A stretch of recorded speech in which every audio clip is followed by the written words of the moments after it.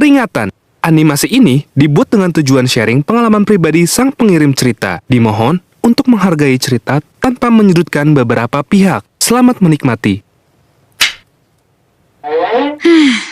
Sorry nih ya kalau gue curhat di sini. Kalau bukan dulu pada, siapa lagi? Oke, kenalin, nama gue Shirley. Umur gue sekarang 29 tahun dan gue belum nikah sih. Hehe. Tapi hidup gue fine-fine aja kok. Ya, palingan suka ngerasa ngangengong aja sih. Buat gue pribadi, nikah mah gak usah buru-buru lah ya.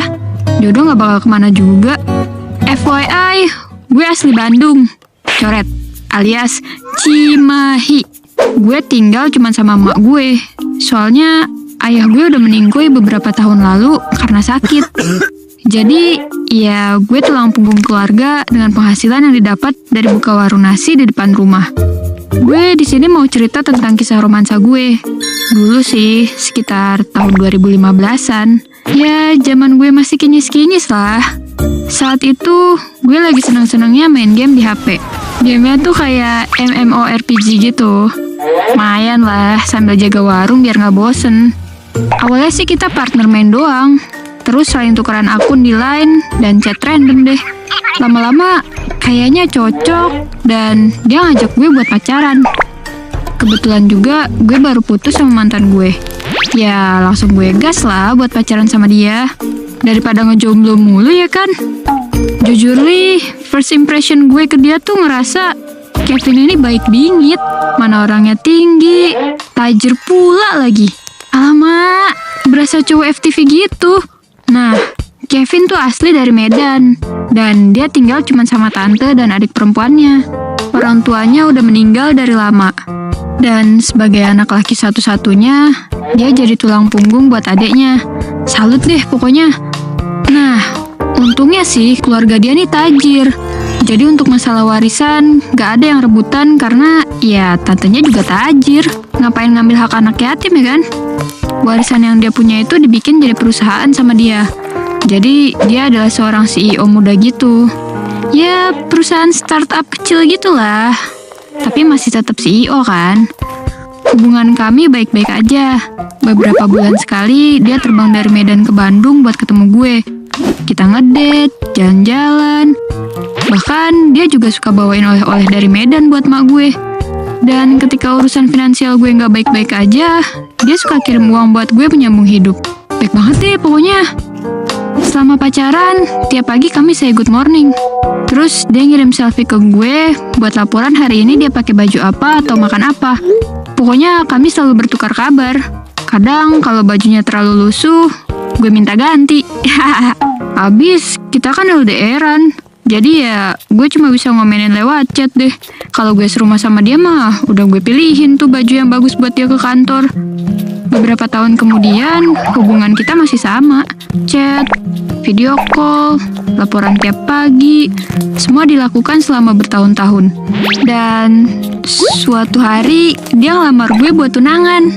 Ya otomatis gue seneng banget lah. Dari main game doang sampai bisa jadi jodoh beneran. Gue udah kayak terbang ke langit ketujuh gitu. Ya udah, akhirnya gue terima dong. Dia bilang pengen nikahannya di Bandung aja, supaya semua keluarga gue bisa hadir. Biar dia dan keluarga dia aja yang datang ke Bandung. Wah, udah deh. Dengan semangat gue nyiapin semua hal-hal buat tunangan. Yang pasti biayanya dari dia. Soalnya gue kan cuma anak tukang warung nasi. Mana bisa beli hal-hal buat persiapan tunangan. Mak gue juga semangat tuh buat beli segala sesuatu untuk acara pertunangan gue. Secara gue kan anak satu-satunya. Jadi dia mau gue punya hal-hal yang terbaik.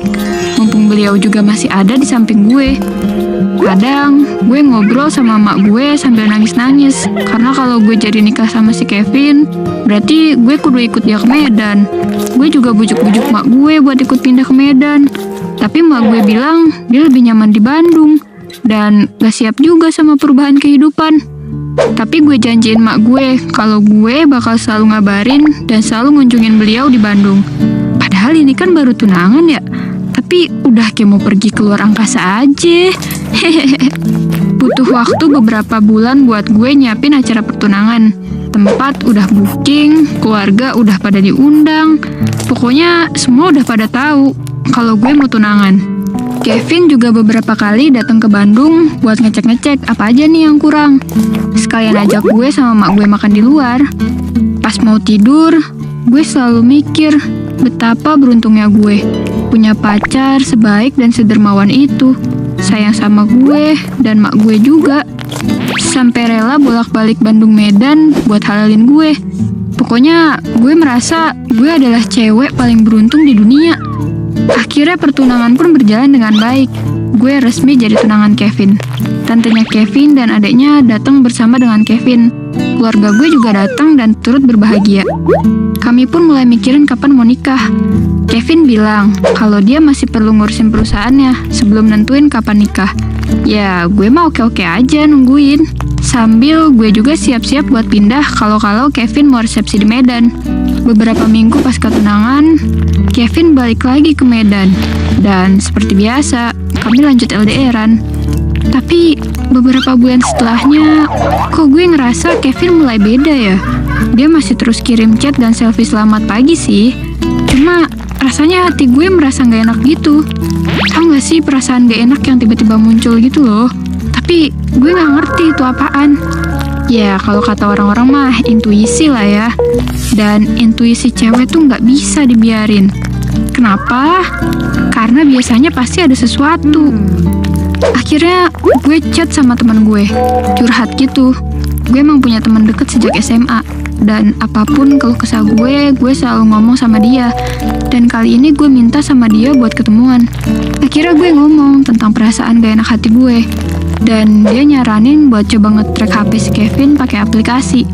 Kan kayak Google Map gitulah, yang street view-nya bisa di zoom-zoom gitu. Nah, kebetulan si Kevin pernah nge-share lokasi apartemen dia. Dan gue coba aja buat nge-track. Dan pas gue zoom in, ada foto cowok gue lagi mandi bareng sama cewek. Tapi agak buram gitu sih fotonya. Gue kaget setengah mati. Apa bener ini Kevin tunangan gue? Fotonya agak ngeblur gitu. Tapi figurnya tuh mirip banget sama Kevin. Gue masih posting ya. Mungkin mirip aja kali. Tapi koordinat tempatnya persis apartemen Kevin. Tapi kan apartemen ya. Siapa tahu itu orang yang di lantai bawah atau atasnya apartemen Kevin. Temen gue juga lihat dan dia bilang, mungkin orang yang mirip aja kali. Terus gue kayak, ya udahlah ya, moga aja bukan seburuk apa yang gue pikirin. Terus ya udah, gue coba lupain hasil foto trackan waktu itu. Dan gue chat Kevin kayak biasa. Tapi gue masih tetap penasaran. Jadi gue kirim tuh fotonya ke si Kevin. Pih, ini kamu bukan? Agak lama tuh Kevin jawabnya. Dapat foto itu dari mana? Jawab dia. Terus gue balas lagi. Dari aplikasi. Mami coba nge-track papi, terus ini yang didapat. Dari situ Kevin gak jawab. Dia kayak cuma mencoba buat bikin alasan gitu. Kayak yang salah orang kali. Tapi feeling gue ngerasa kalau itu beneran Kevin.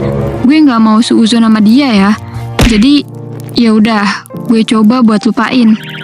Sampai suatu ketika kita berantem di telepon karena dia nggak juga ngasih jawaban tentang kapan kita nikah. Terus gue nyeletuk, papi udah punya yang lain ya di Medan sana. Terus dia yang kayak, maaf mami, papi hilaf. Jeder. Gue ngerasa kayak disambar petir di siang bolong. Ternyata apa yang gue lihat waktu itu adalah kebenaran. Gue yang lagi marah langsung kayak, ya udah kita putus. Tapi Kevin mencoba mohon-mohon sama gue buat gak putusin dia karena kita udah tunangan. Dia bilang, maafin papi Mi, papi cuma kesepian karena mami gak selalu ada bareng papi.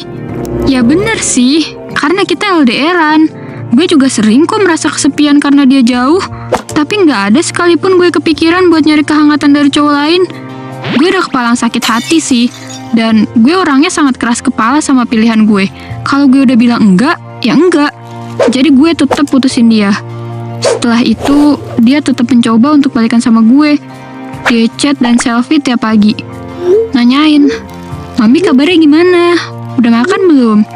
Berasa kayak, apa yang diomongin ke gue tempo hari itu nggak pernah terjadi sama sekali. Sampai akhirnya gue cukupkan sampai hari itu. Gue blok semua hubungan kontak sama dia, dan gue curhat sama mak gue. Mak gue marah bukan main.